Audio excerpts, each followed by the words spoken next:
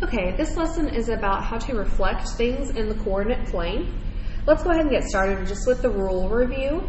So let's start with the x-axis. If you're trying to reflect something over the x-axis, the way you remember this rule is pretty easy.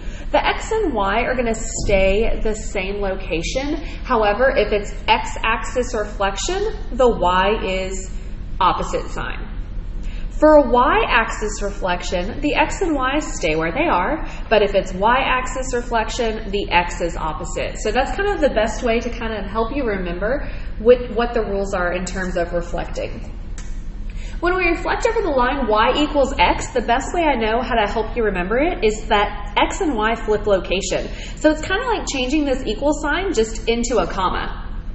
When it's y equals negative x, they flip and change signs. So just know that the negative goes with both.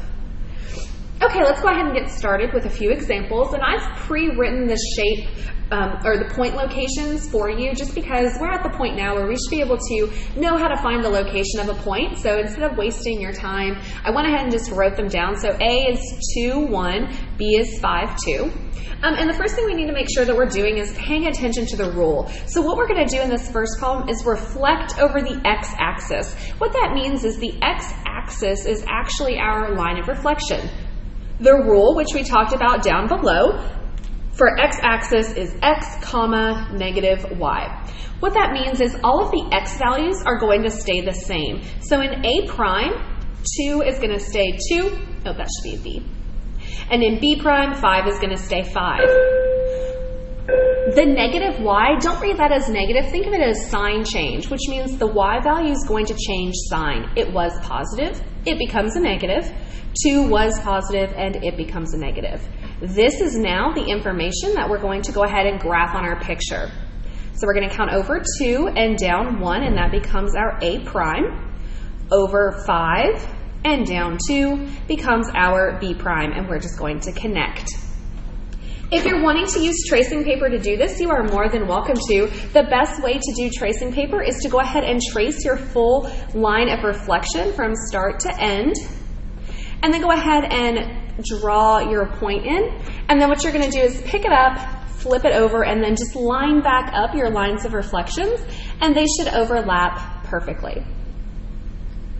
Okay, so all that's happening here is you are taking this tiny segment here and just flipping it over, and it overlaps perfectly. Here, flipping it over.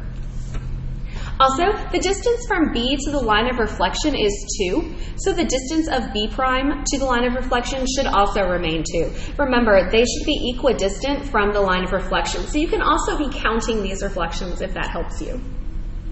Let's try the next one. Reflecting over the y-axis. Now, reflecting over the y-axis, the rule changes just a little. So the y-axis becomes our line of reflection. Remember, the y-axis rule means the x changes sign and the y stays positive. So A prime, and I'm not going to have any space here, so I'm just going to leave those letters off. The 3 becomes negative and the y stays the same. On B prime, the 1 becomes negative and the y stays the same. So let's go ahead and graph that. 1, 2, 3, up 1. That's my A prime. And for B prime, I'm going to have negative 1, up 3. B prime. Using your tracing paper, if you'd like, you can still use it. If you're going to use tracing paper, make sure that you're tracing the full line of reflection from top to bottom, and then going ahead and copying your segment as accurately as you can.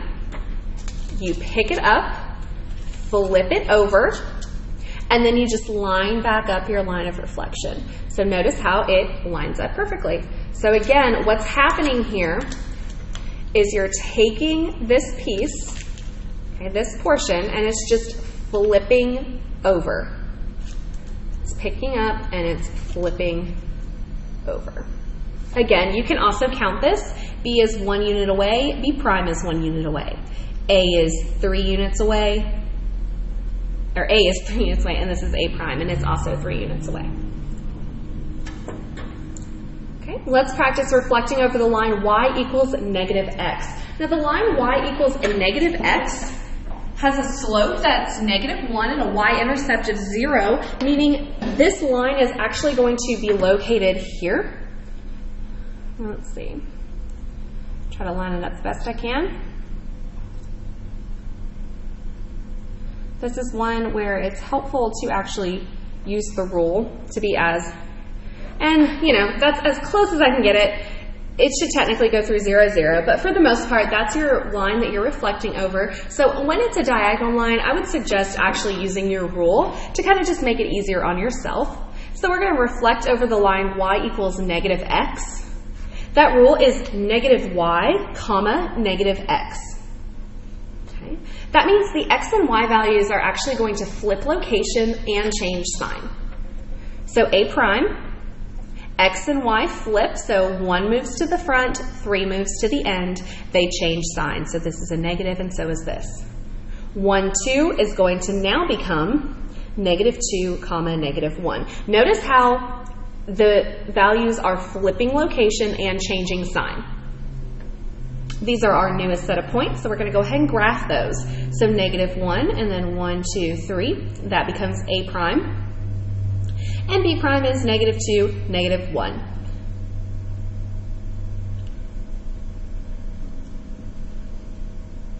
There you go. Now, if your line is changing length or getting larger or smaller or getting closer to the line of reflection, you're graphing it incorrectly. So something is wrong with your points or something is wrong with your actual rule that you're using.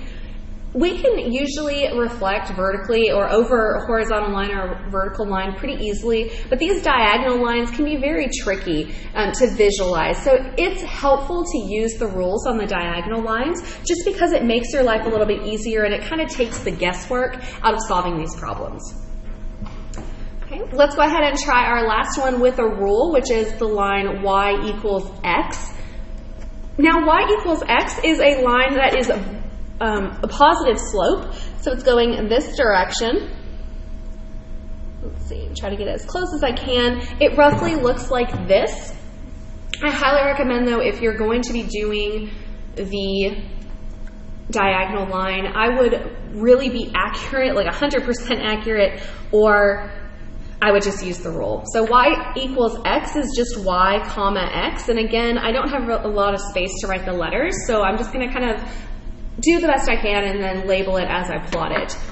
X and y are going to flip location, so the 3 is going to move to the front.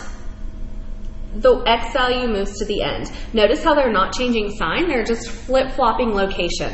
Instead of it being xy, we just have yx. Our b value is going to do the same thing. These basically just flip-flop, 1, comma, -2. These are our newest set of points, so we're going to go ahead and graph those.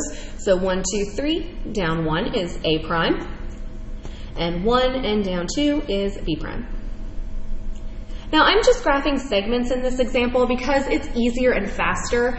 The same process would be done if it was a triangle. We would just have 3 things to do. So I'm just doing segments for the sake of this video, just to kind of save us some time, because this can get kind of repetitive, changing the same shape over and over and over again. So I just kind of did segments for you. The process for a triangle is the exact same. It just has an extra point.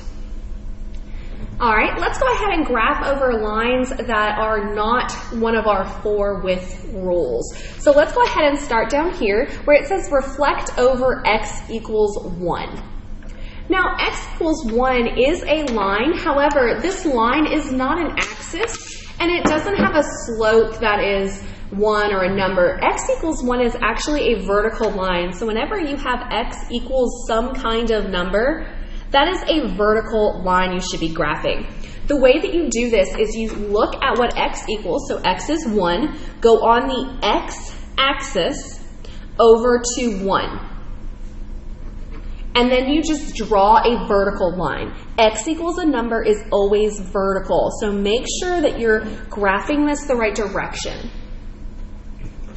Okay, you may use tracing paper on these problems, or you can use the counting method, which we kind of talked about up above. To use the counting method, all you have to do is count the distance. B is 1 unit away from the line of reflection. So B prime should also be 1 unit away from the line of reflection. A is 2 units away. A prime should be 2 units away. That's the location of your chart, or of your segment. Now you can also use patty paper if you want to. What you're going to do is you're going to trace your full line of reflection. I'm even going to put the little point here to help us line it back up.